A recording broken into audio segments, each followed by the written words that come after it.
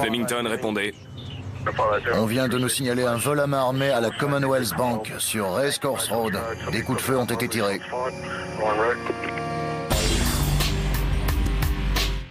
Bonjour, je suis heureux de vous retrouver pour cette nouvelle enquête impossible et je vous remercie pour votre fidélité. En Australie, un vol à main armée est commis toutes les minutes et demie. Et, comme partout ailleurs, enquêteurs et experts scientifiques s'attachent au moindre indice pour traquer leurs auteurs. Dans l'affaire qui nous préoccupe, la brigade de répression du banditisme va déployer toutes ses ressources pour mettre hors d'état de nuire 2 braqueurs redoutables. Et contre toute attente, les gangsters vont largement contribuer à assurer le succès de leur enquête.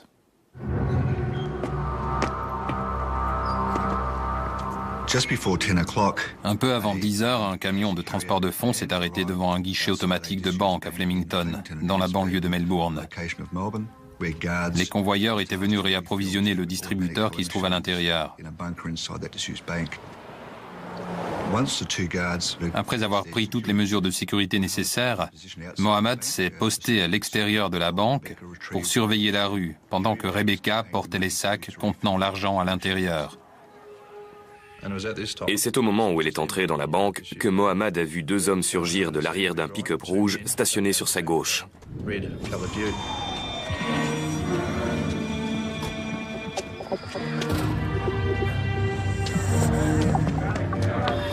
Les 2 hommes étaient armés et portaient des cagoules.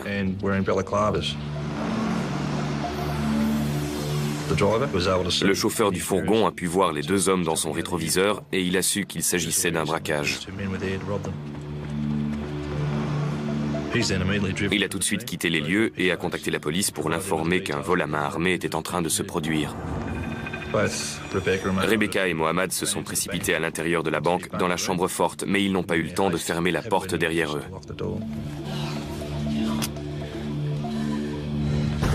Donne-moi le fric! Un des voleurs a ouvert la porte. Donne-moi l'argent, je te dis! Le premier coup de feu a été tiré par l'un des malfaiteurs. File le fric! Il a menacé les 2 convoyeurs pour qu'ils lui donnent l'argent qui se trouvait dans les sacs à l'intérieur de la chambre forte. Mohamed et Rebecca ont fait feu pour se protéger.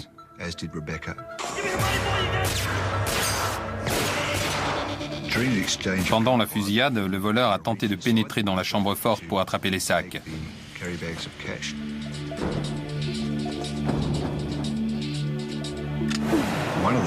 L'une des balles est passée si près de la tête de Mohamed qu'il a pu sentir la chaleur du projectile qui fusait.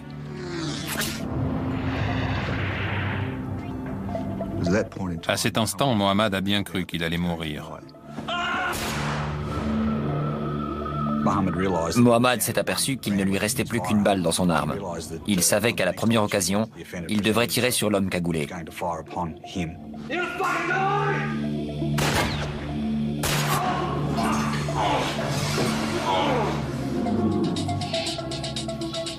Il y a eu un silence dans la banque et Mohamed en a profité pour recharger son arme. Et l'un des criminels lui a crié qu'il allait mourir pour avoir osé faire ça. Tu vas mourir, mec! Donne-moi l'argent! Donne-moi ce foutu fric! Le voleur a une nouvelle fois passé la porte de la chambre forte. Rebecca se souvient avoir vu un gant jaune agripper la lanière du sac contenant l'argent. Elle a visé et tiré sur l'agresseur. Elle a cru l'avoir touché. Il y a eu une courte pause et les convoyeurs ont compris que les 2 hommes étaient partis.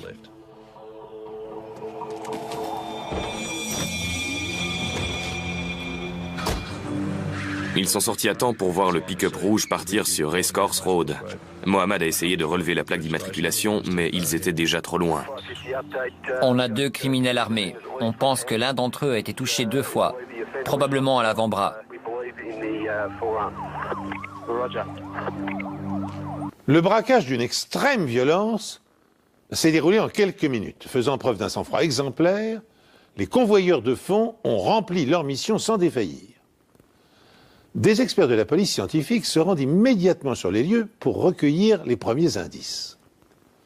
Si Rebecca a touché à 2 reprises l'un des agresseurs, il a sans doute laissé sa carte de visite sur le sol de la banque.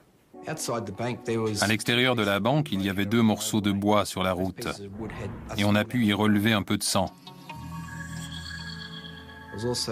Il y avait aussi des gouttes de sang sur le carrelage juste à l'entrée de la banque. J'ai prélevé un échantillon pour faire un test ADN qui pouvait nous permettre d'identifier le criminel. On savait qu'on avait affaire à des criminels expérimentés.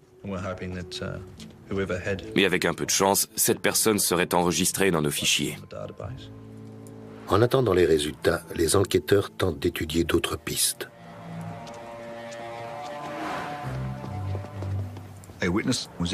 Un témoin passait à vélo sur Racecourse Road au moment du braquage. Il a vu deux hommes cagoulés et armés se précipiter à l'intérieur de la banque.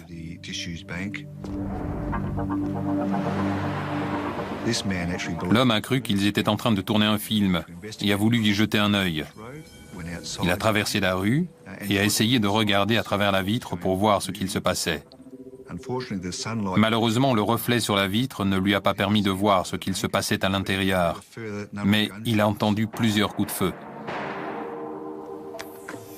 Et à ce moment-là, il ne savait plus si c'était un film ou un vrai braquage. Il s'est éloigné de la devanture et c'est là que les deux voleurs sont sortis de la banque et ont sauté dans le pick-up rouge avant de disparaître sur Racecourse Road.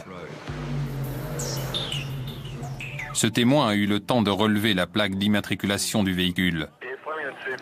Un témoin a identifié la voiture. Il s'agit d'un pick-up rouge. Une rapide vérification confirme que la voiture rouge a été volée. Elle est retrouvée quelques minutes plus tard. Mais permettra-t-elle de rassembler suffisamment de preuves pour arrêter les criminels ?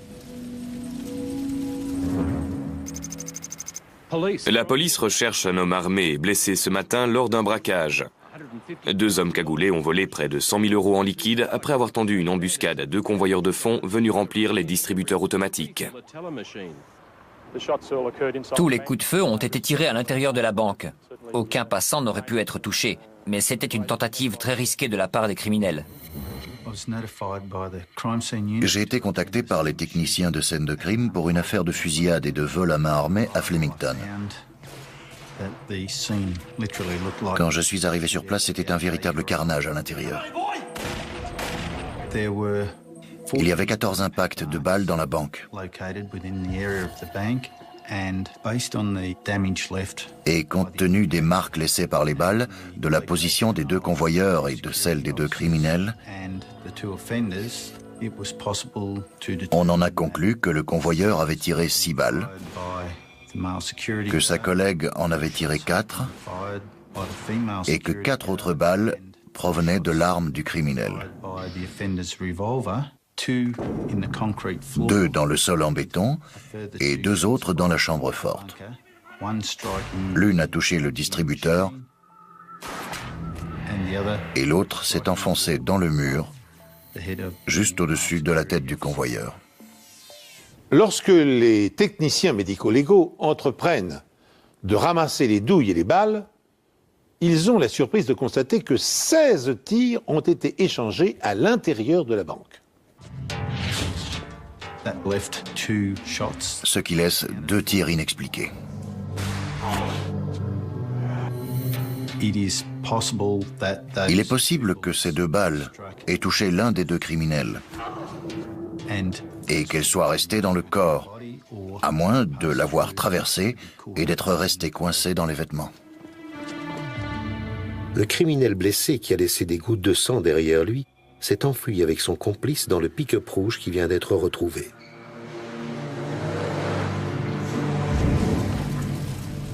On a localisé la voiture, elle est en feu sur Mulgrave Street. On a au moins 3 ou 4 témoins qui ont poursuivi les criminels.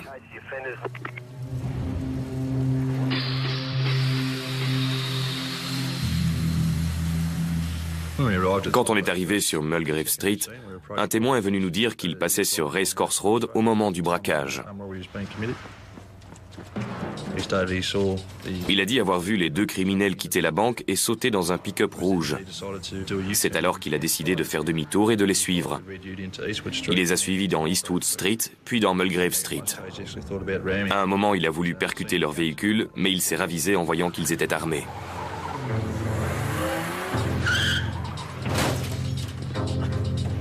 Il a vu la voiture percuter de plein fouet une barrière et le plus grand des deux hommes sortir de l'arrière du pick-up. L'autre homme a retiré sa cagoule, mais le témoin était trop loin pour pouvoir faire une description détaillée de son visage. Ensuite, il a vu le plus petit des deux verser un liquide sur la voiture avant d'y mettre le feu.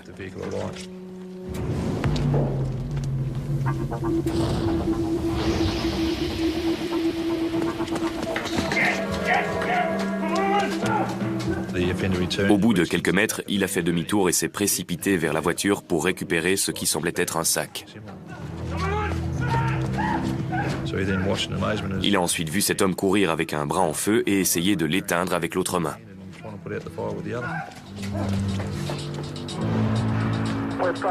Deux criminels à pied se dirigent vers le sud dans une ruelle perpendiculaire à Mulgrave Street. En mettant le feu à la voiture, les agresseurs voulaient détruire toutes les preuves. Malheureusement pour eux, le feu n'a pas...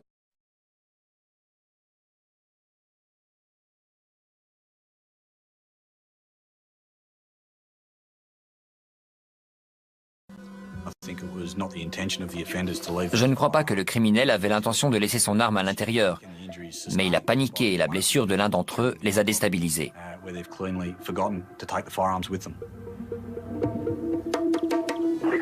Il y a des taches de sang dans la ruelle. Nous demandons la permission de suivre les traces plutôt que de faire appel à la brigade cynophile.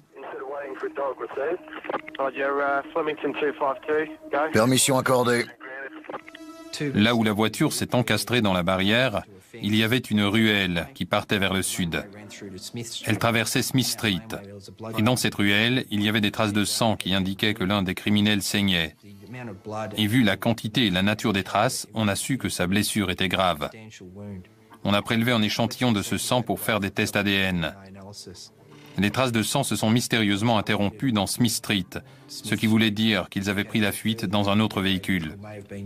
Il y a une mare de sang. Il semblerait qu'ils se soient arrêtés quelques secondes avant de voler une autre voiture. Le jour du braquage, on a été contacté par la brigade criminelle. On m'a envoyé à une adresse sur Smith Street à Flemington. Un témoin avait vu les deux criminels courir dans une ruelle et monter dans une voiture garée juste devant chez elle. J'ai une description basique des deux hommes. L'un d'entre eux fait environ 1,85 m. Elle m'a dit avoir vu deux hommes. L'un d'entre eux portait une cagoule. L'autre était à découvert et elle a pu voir son visage. L'autre fait environ 1,73 m de corpulence moyenne. Il approcherait de la quarantaine et serait brun aux cheveux courts. Je lui ai posé des questions pour faire un portrait robot de cet homme qui ne portait pas de cagoule. On a reproduit son visage à la manière d'un puzzle. On commence avec les parties les plus caractéristiques du visage, celles dont peut se souvenir le témoin, que ce soit la coiffure, la forme de la mâchoire. Ensuite, on essaie de rassembler les pièces du puzzle pour aboutir à un visage complet. La création d'un portrait robot par ordinateur est un travail délicat qui peut prendre quelques heures ou une journée entière. Or, les enquêteurs travaillent dans l'urgence. Il est essentiel pour eux de rassembler le maximum d'informations avant que les braqueurs n'aient le temps de disparaître et de se terrer dans un abri. C'est pourquoi ils concentrent toute leur attention sur le deuxième élément dont ils disposent, la plaque d'immatriculation du second véhicule relevée par un témoin oculaire. À toutes les unités, on a la description du second véhicule volé. La plaque d'immatriculation est OVV 442. Il s'agirait d'un break blanc des années 80. Mais les informations correspondraient à une berline de 83 provenant d'un garage de Benalla. On a commencé à se demander si les plaques avaient été volées, parce que toutes les informations qu'on obtenait étaient fausses. Ça nous a conduit à faire des recherches plus poussées et à trouver des variantes de la plaque d'immatriculation avec les chiffres et les lettres qu'on nous avait fournis. C'est comme ça qu'on a obtenu des informations sur un break qui avait été volé dans la région de Middle Park environ 3 semaines auparavant et dont la plaque était QVV 442.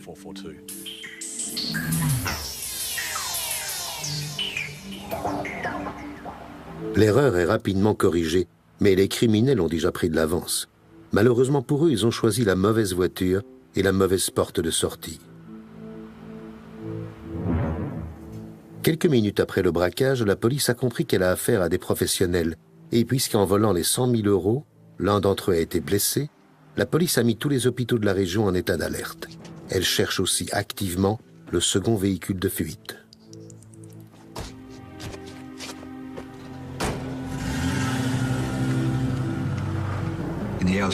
Dans les heures qui ont suivi le braquage, on a émis un avis de recherche pour le break immatriculé QVV 442.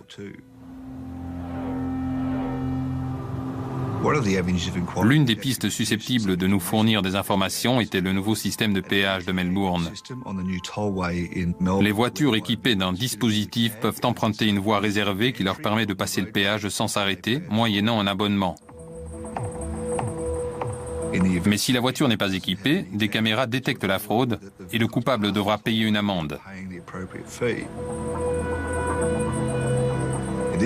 Grâce à ce système, on a appris que la voiture volée était passée sur le pont par le péage et qu'elle avait été filmée par la caméra parce qu'ils n'avaient pas payé le passage. 10 minutes après le braquage, les gangsters franchissent le péage de l'autoroute à la sortie de Melbourne, ce qui leur donne accès à de nombreuses banlieues où ils peuvent se cacher. Pendant que des agents de police locale les recherchent activement, une équipe d'experts examine le premier véhicule carbonisé. À ce stade de l'enquête, on n'avait aucune idée de l'identité des deux criminels responsables du braquage. On est retourné voir le premier véhicule volé. La zone avait été sécurisée pour sauvegarder les preuves qui pouvaient se trouver dans le véhicule et nous permettre d'identifier les voleurs. En examinant la voiture, on a trouvé une corde et une paire de gants que le voleur portait probablement au moment du braquage.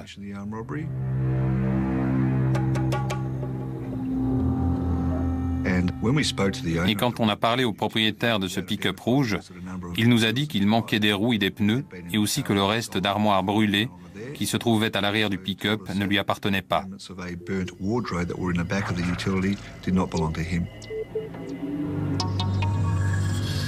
On a réinterrogé les gens du quartier où la voiture avait été volée. Et on n'a rien trouvé qui puisse nous éclairer sur l'identité des criminels. Mais les armes retrouvées à l'arrière du pick-up leur offrent une piste solide. Environ une semaine après le braquage, la balistique nous a contactés et nous a donné des informations sur les 3 armes à feu retrouvées sur Mulgrave Street avec le pick-up. Ils nous ont dit que 2 d'entre elles, le fusil de calibre 12 et celui de calibre 22, avaient le numéro de série effacé. En revanche, ils avaient réussi à relever le numéro du revolver et avaient découvert qu'il avait été utilisé au cours d'un braquage en janvier 2001. Soit 5 semaines seulement avant l'attaque de la banque à Flemington. Les convoyeurs et les clients de la banque ont été obligés de se coucher sur le sol sous la menace d'une arme quand les voleurs se sont emparés d'un camion blindé à Toorak. Le braquage a été commis de la même façon, dans le sens où les 2 convoyeurs étaient sur le point de réapprovisionner un distributeur de Toorak quand ils ont été pris en embuscade par 2 voleurs armés. Ils ont été contraints de se coucher sur le sol et les criminels en ont profité pour leur voler une arme, ainsi que l'argent destiné au distributeur. Quand on a découvert que le revolver utilisé dans le braquage de Flemington avait été volé à un convoyeur lors du précédent braquage, on a su qu'on avait affaire à des criminels qui avaient au moins commis 2 actes de ce genre. Leur intuition est la bonne. Tout comme l'arme, le sang retrouvé devant la banque de Flemington est lié à un autre vol, une affaire non résolue depuis 5 ans. Il s'agissait d'un cambriolage pendant lequel les 2 criminels avaient pénétré dans un centre commercial après sa fermeture. Ils étaient entrés dans une bijouterie en brisant une fenêtre. Ils avaient ensuite cassé plusieurs vitrines et l'un d'entre eux s'était coupé.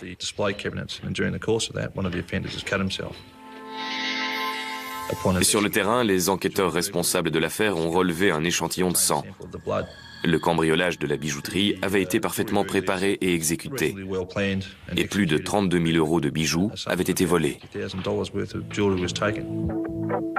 Le problème est que même si les enquêteurs savent que le sang retrouvé à la bijouterie et celui de Flemington appartiennent à la même personne, aucun criminel n'est ressorti du fichier ADN. La bonne nouvelle, c'est que maintenant le portrait robot est terminé. On a transmis le portrait robot ainsi que les détails du braquage à toutes les polices de Victoria, ainsi qu'à tous ceux qui s'occupent des affaires de braquage dans toute l'Australie.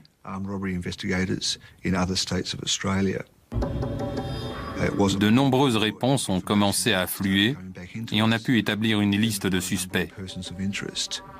On a envoyé un email général en précisant qu'un des criminels avait été blessé et qu'il avait probablement besoin de soins.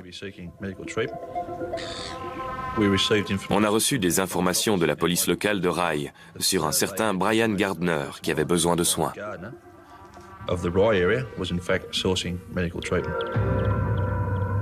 Brian Gardner était connu de la brigade de répression du banditisme, même s'il se limitait généralement à des cambriolages et à des petits délits. Au départ, il n'était pas considéré comme quelqu'un susceptible d'atteindre le niveau de violence du braquage de Flemington. Mais quand on a reçu cette information de la police de Rye, il est devenu notre suspect numéro 1. Quand les enquêteurs cherchent à localiser Brian Gardner dans la ville de Rye, ils découvrent qu'il est susceptible de s'être réfugié à plusieurs adresses. Chacune d'entre elles doit être contrôlée au plus vite. Mais compte tenu de la dangerosité du criminel, qui n'a pas hésité à faire feu sur les convoyeurs, la brigade de répression du banditisme ne se contente pas de frapper aux portes.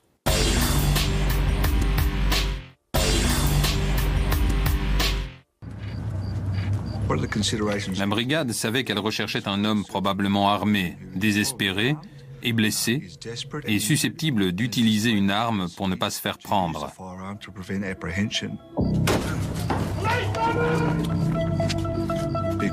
L'équipe a donc décidé d'entrer par la force.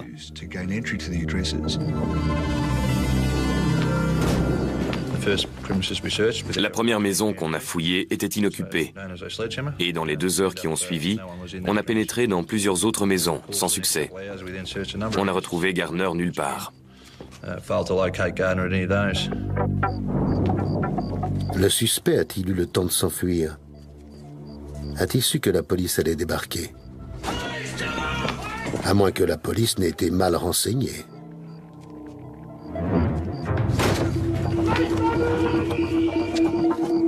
Les enquêteurs fouillent toutes les propriétés susceptibles d'abriter leur suspect numéro 1. Mais toutes leurs tentatives se soldent par un échec. On a cerné toute la zone autour de Rye pour s'assurer que toutes les sorties et tous les points d'accès de la ville étaient sous la surveillance de la brigade, au cas où Gardner apprendrait qu'on le recherche et qu'il tenterait de quitter la région. On a eu plusieurs autres adresses auxquelles on s'est intéressé. On a chargé des policiers de surveiller chacune de ces résidences pour voir si quelqu'un entrait ou sortait. L'une de ces maisons éveille l'intérêt de la police. Les 2 officiers qui surveillaient cette adresse ont vu 2 hommes quitter les lieux en voiture.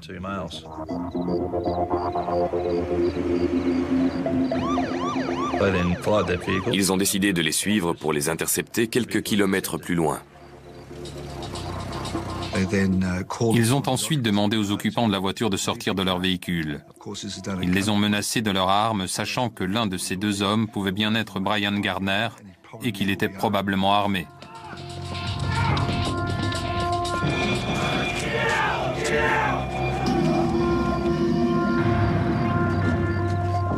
L'un des officiers s'est ensuite approché de l'arrière de la voiture où il a vu une personne couverte d'une sorte de couverture blanche. Il lui a également ordonné de sortir de la voiture, mais apparemment, il ne pouvait pas. Quand il a été une nouvelle fois menacé, le suspect a répondu qu'il ne pouvait pas bouger le bras. L'agent a identifié cette personne comme étant Brian Gardner. On avait enfin notre homme. Ils l'ont donc immobilisé avant de vérifier s'il était armé. Mais ils n'ont trouvé aucune arme. À ce stade, ils ont constaté que son bras droit était en écharpe et que son bras gauche était entièrement bandé. Ils l'ont sorti du véhicule et mis en état d'arrestation. Quand ils lui ont demandé comment il s'était blessé, il a répondu qu'on lui avait tiré dans le bras gauche, mais que la balle était ressortie. Il avait aussi pris une balle dans le bras droit, mais la balle avait dû y rester et lui casser l'os. Il leur a dit qu'il n'avait aucun plan quant à la façon de se soigner et qu'il espérait que ça se cicatriserait tout seul. Brian Gardner a immédiatement été conduit au Frankston Hospital, accompagné de 2 membres de la brigade criminelle. Pendant son hospitalisation, il a avoué aux enquêteurs avoir été blessé par un agent de sécurité, mais il n'a rien dit sur le braquage, ni sur l'endroit où se trouvait l'argent, ni sur l'identité de son complice. On était donc reparti à 0 et on avait besoin de preuves scientifiques pour le relier au crime. Les enquêteurs ont obtenu un échantillon de sang de Brian Gardner, ce qui devait permettre d'établir un profil ADN et découvrir si c'était bien lui qui avait laissé son sang à Flemington. Brian Gardner subit une opération au cours de laquelle une balle lui est retirée, mais elle a été entièrement déformée sous l'impact et ne pourra donc pas être utilisée comme pièce à conviction. Pendant que les enquêteurs attendent impatiemment les résultats des tests ADN, la maison de Gardner est passée au peigne fin. Au cours de cette fouille, on a trouvé un grand nombre d'antalgiques, de bandages et d'autres produits du même genre dans la chambre, tous destinés à soigner ses blessures. Il y avait aussi une grosse moto dans son salon. Elle avait l'air neuve et ça pouvait être le signe d'un enrichissement récent. On a posé la question à sa femme qui nous a dit qu'ils avaient emprunté 16 000 € pour acheter cette moto. Vu le contexte, on a trouvé ça plutôt bizarre. On a parlé à l'ancien propriétaire de la moto qui nous a fourni un certain nombre d'informations. Il nous a dit que Gardner était venu chez lui pour acheter la moto 2 semaines environ avant le braquage. Gardner lui a donné un acompte et lui a dit qu'il aurait bientôt le reste de l'argent et qu'il reviendrait à ce moment-là pour payer la moto.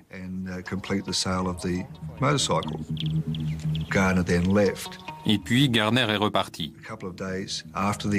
2 jours après le braquage, la femme de Gardner est allée chez le propriétaire de la moto pour payer les 16 000 € qu'il restait à verser.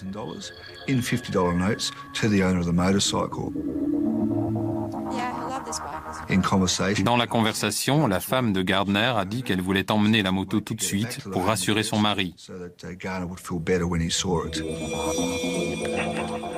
La découverte de la moto expliquait au moins 16 000 € du braquage, mais le reste de l'argent était introuvable.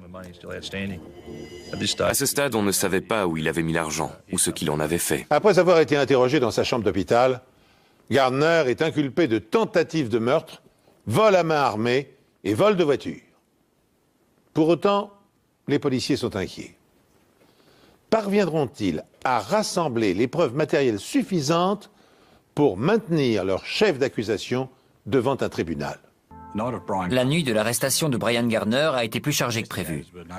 Les enquêteurs ont appris un peu plus tard ce soir-là que le break blanc qu'ils recherchaient a été repéré à moitié calciné sur le parking qui se trouvait derrière la banque. Ce véhicule ne pouvait pas avoir été abandonné à cet endroit avant cette nuit-là parce que la zone était constamment surveillée. C'est une zone très fréquentée où la police patrouille régulièrement. On était plutôt satisfait d'apprendre qu'elle avait été abandonnée cette nuit-là. Il y avait 2 façons de voir les choses à ce stade. Soit le criminel s'était dit qu'il fallait se débarrasser de toutes les preuves à ce moment précis, soit c'était pour narguer la police, du genre « arrête-moi si tu peux ».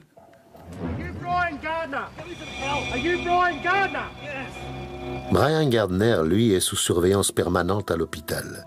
Tout comme le break blanc qui a été utilisé comme véhicule de fuite lors du braquage et qui vient d'être retrouvé, abandonné et partiellement brûlé dans un parking.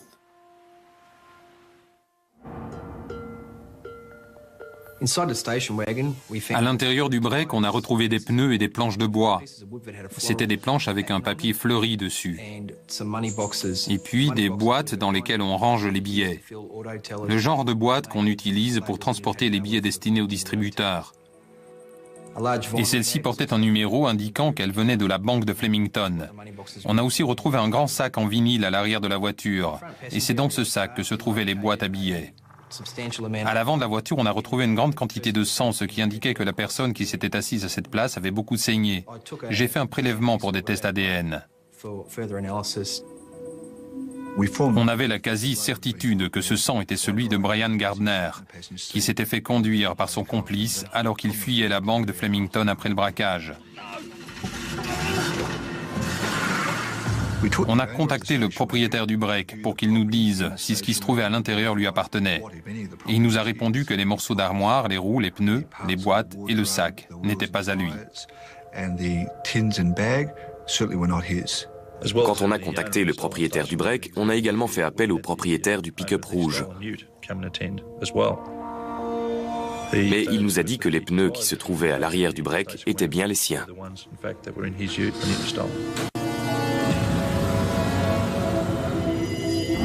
Avec cet incendie manqué, la police a désormais un lien entre les deux véhicules. Et il y a de grandes chances pour que le sang retrouvé sur la scène de crime et celui de la voiture appartiennent tous les deux à Gardner.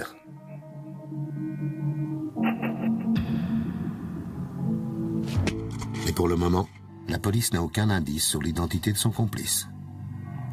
On n'avait aucune idée de l'identité du complice. On a procédé par élimination à partir d'une liste de personnes qu'on avait interrogées, jusqu'à ce qu'on reçoive un coup de téléphone du commissariat d'Altona. Une personne du nom de Michael Coates s'était présentée au poste de police en disant que la brigade de répression du banditisme voulait lui parler au sujet d'un braquage à Flemington. On a trouvé ça bizarre. Pourquoi quelqu'un se présenterait-il au commissariat sans savoir ce qu'il s'était passé à Flemington? C'était vraiment très étrange et il fallait absolument qu'on étudie cette piste. Une fois au commissariat d'Altona, j'ai remarqué que Michael Coates ressemblait beaucoup à la description et au portrait robot du témoin de Flemington. Michael Coates a été placé en état d'arrestation au cas où les aveux qu'il ferait puissent être utilisés au cours d'un procès. Je vais vous interroger au sujet d'un braquage à main armée. Mais avant de poursuivre, je dois vous dire que vous avez le droit de garder le silence et que tout ce que vous direz pourra être retenu contre vous. Vous comprenez ? Mais Pendant l'interrogatoire de Michael Coates, j'ai tout de suite demandé pourquoi il s'était présenté à la police. Et il a dit qu'il avait lu un article de journal à propos d'un homme qui avait été blessé au cours d'un braquage à Flemington.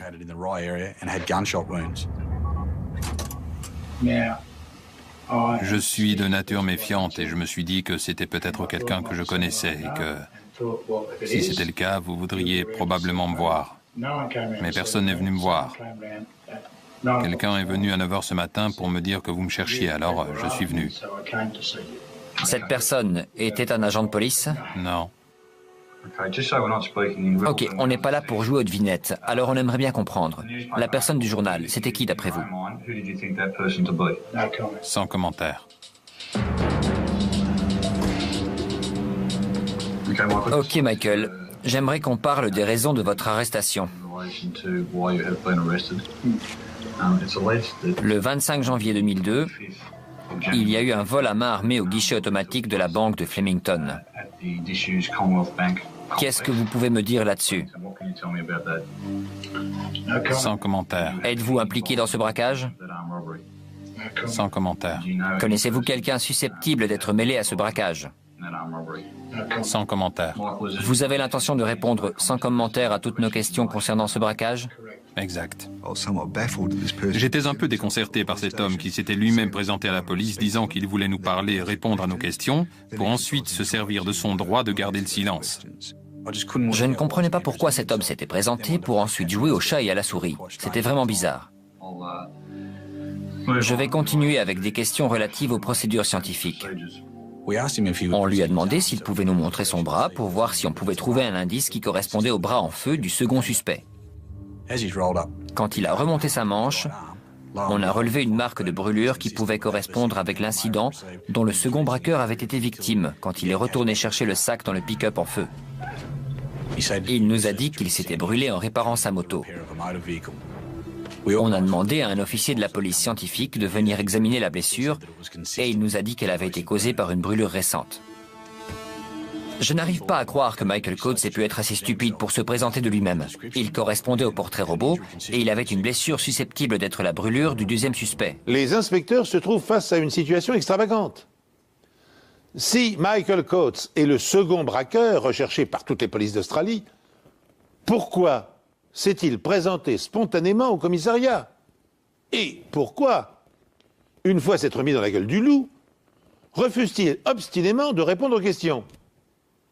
Les traces de brûlure qu'il porte au bras semblent le désigner comme étant le complice de Brian Gardner, qui de son côté a avoué avoir été blessé lors d'une fusillade, mais qui nie toujours son implication dans le hold-up. Face à cette situation confuse et inexplicable, les policiers bénéficient d'une chance inespérée. Coates s'est présenté au commissariat à bord d'une voiture. Michael Coates m'a aussi donné les clés de sa voiture et quand je l'ai fouillé, j'ai trouvé un bail de location dans la boîte à gants. Il correspondait à une adresse sur Locke Street, à Yarraville. Ce qui nous a particulièrement intéressé, c'était les dates. Le bail commençait juste avant le braquage et se terminait juste après. L'agent immobilier nous a donné d'autres informations sur le bail. Et sur le contrat, Brian Gardner se portait caution de Michael Coates. Michael Coates s'est présenté au commissariat de police en prétextant que la brigade de répression était à sa recherche. Ce n'était pas le cas, mais son attitude conduit les enquêteurs à fouiller une maison qu'il a louée pendant la période du braquage de Flemington. On a fouillé la maison de Yarraville et on a trouvé un certain nombre de choses. D'abord, il y avait des taches de sang sur le sol près de la porte de derrière. On a aussi trouvé une paire de baskets tachées de sang, des bandages également tachés qui se trouvaient dans le salon. Et surtout, on a trouvé une armoire avec des étagères recouvertes d'un papier fleuri qui correspondait aux planches de bois retrouvées dans le break volé. Non seulement les étagères permettent de faire le lien entre la maison et le break blanc, mais la police scientifique a aussi découvert d'autres éléments permettant de relier la maison, le break blanc et le pick-up rouge. Quand j'ai comparé les caractéristiques communes aux deux voitures volées, c'est-à-dire le pick-up rouge et le break blanc, j'ai remarqué qu'il y avait des morceaux d'armoire dans les deux. Il y avait aussi des charnières bien particulières en forme de U, avec une peinture blanche recouvrant une peinture verte. Les charnières étaient conçues de la même façon. Elles venaient probablement de la même porte et probablement de la même armoire. Et dans une ruelle à proximité de la maison, les enquêteurs trouvent d'autres preuves, d'autres restes de placards, dont le cadre est identique à celui retrouvé dans le pick-up. Et grâce au propriétaire de la maison, les enquêteurs vont enfin en apprendre plus sur ces fameux placards. Ils nous ont dit qu'il leur manquait 3 placards. Les 3 avaient les mêmes étagères fleuries. Elles provenaient donc de cette maison.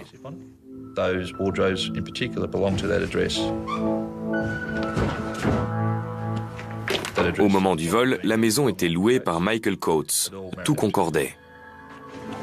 Et les rapprochements ne s'arrêtent pas là. Dans le garage qui se trouve derrière la maison, on a trouvé un morceau de corde. Et on a tout de suite vu qu'il s'agissait de la même corde que celle retrouvée à l'arrière du pick-up rouge. Cette corde avait la même taille et la même structure que la corde retrouvée dans le pick-up. J'ai pu en conclure qu'il y avait de grandes chances pour que ce soit les mêmes. Dans le garage, les enquêteurs retrouvent également des traces de pneus. L'une d'entre elles correspond parfaitement avec les pneus du break. Mais cette voiture n'est pas le seul véhicule relié à la maison louée par Coates. Des membres de la brigade de répression du banditisme ont interrogé tous les habitants de Locke Street et ils ont pu trouver quelques témoins. L'un d'entre eux a repéré une berline jaune moutarde garée devant la propriété au moment où a eu lieu le braquage de Flemington. Il a également vu un homme prendre dans le coffre ce qui ressemblait à un étui de fusil avant de l'emmener à l'intérieur de la maison. Mais la description de cette personne ne correspondait pas à Brian Gardner. Et on a appris que Brian Gardner avait eu une voiture du même modèle et de la même couleur. En poursuivant nos recherches autour de Locke Street, on a trouvé un cabinet médical. Et on a découvert que Michael Coates s'y était rendu plusieurs fois après le braquage.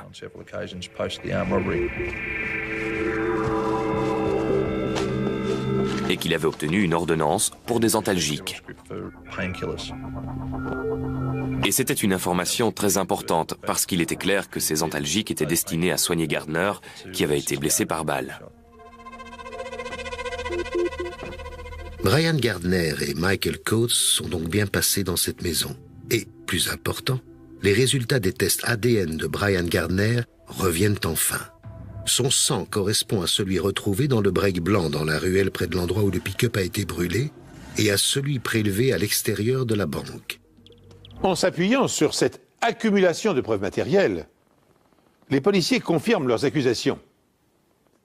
En attendant de comparaître devant une cour, Brian Gardner est maintenu en garde à vue pour vol à main armée et tentative de meurtre sur 2 convoyeurs de fonds.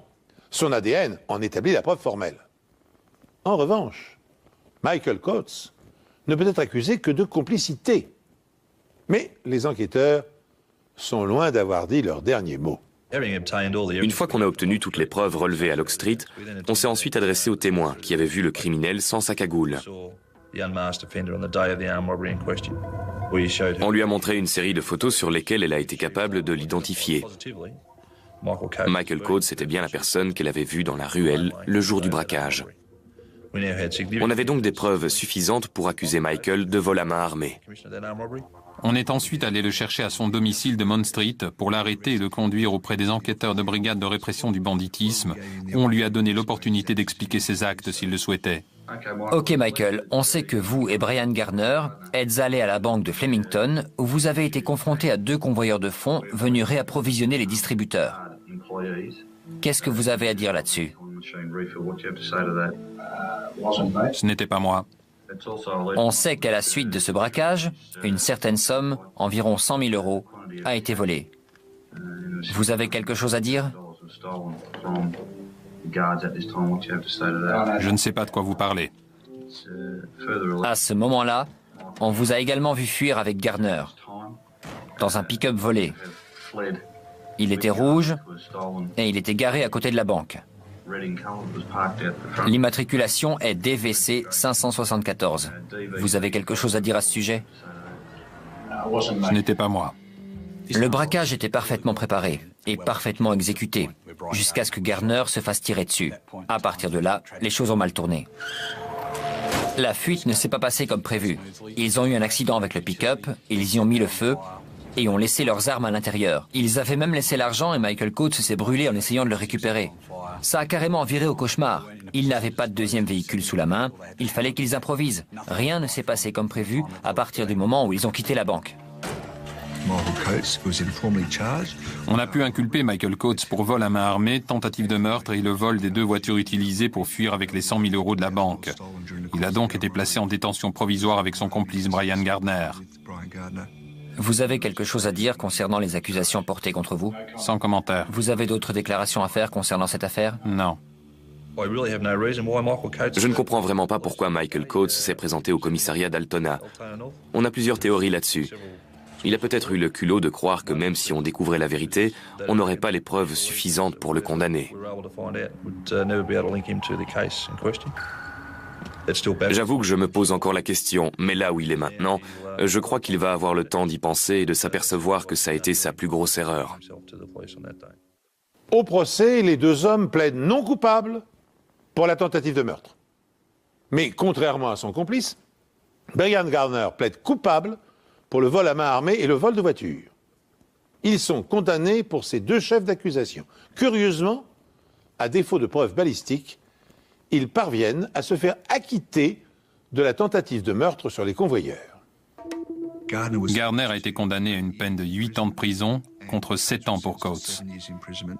Mais le cabinet du procureur de l'État de Victoria a fait appel et leurs peines ont été alourdies à 11 ans de prison ferme sans remise de peine avant 8 ans. Coates et Gardner ne pourront pas espérer sortir de prison avant 2010. Gardner a également été condamné pour l'affaire du cambriolage de la bijouterie dans laquelle il a plaidé coupable. Et pour ça, il a pris 1 an de plus. Mais malheureusement, on n'a pas pu rassembler assez de preuves pour le braquage de Toorak et l'enquête est encore en cours. Les 2 convoyeurs de fonds qui se sont retrouvés au milieu du braquage de la banque de Flemington ont quitté leur travail. Brian Gardner, le responsable de leur traumatisme, emportera la cicatrice sur son bras droit. Il ne pourra probablement plus jamais conduire une moto. Le reste de l'argent n'a jamais été retrouvé. Préparé comme une mécanique parfaitement huilée, le hold-up a bien failli se dérouler comme les gangsters l'avaient prévu. Mais c'était sans compter sur le courage de Mohamed et Rebecca, les convoyeurs de fonds. En blessant Gardner, ils ont fait déraper l'opération. Les traces de sang, la récupération de l'épave de la première voiture volée, les armes et les objets divers ont conduit les policiers à l'arrestation de Brian Gardner. Par ailleurs, la réaction de Michael Coates demeure un mystère. Pourquoi? Mais pourquoi s'est-il livré spontanément? Pourquoi a-t-il pris le risque de se faire arrêter? Provocation? Désir de narguer la police? Besoin de savoir si son complice l'avait dénoncé? Depuis des années, aucune explication satisfaisante n'a répondu à ces questions. Et c'est sur cette énigme que se termine cette émission. Je vous remercie de l'avoir suivi et je vous donne rendez-vous prochainement sur cette antenne, bien sûr, pour une nouvelle enquête impossible.